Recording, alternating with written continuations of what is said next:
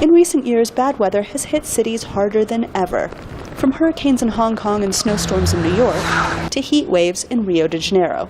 More than 3.5 billion people around the world live in cities. Cities consume more than 2/3 of the world's energy and put out more than 70% of global carbon dioxide emissions. Mayors from more than 40 major cities gathered this week in Johannesburg to discuss taking the fight against climate change all the way to their respective city halls. The event's host, Johannesburg Executive Mayor Powell says cities understand the effect they have on the world's climate. Cities are really where the rubber hits the road, figuratively and literally. I mean, we're responsible for public transport planning, public transport provision.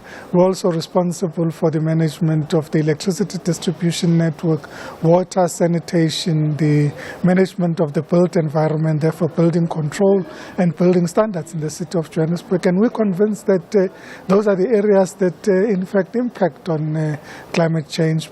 Across the world, Houston Mayor Anita says her city, known as a headquarters for oil companies, is making great strides. In the last 7 years, the city of Houston has reduced its greenhouse gas emissions by 26%.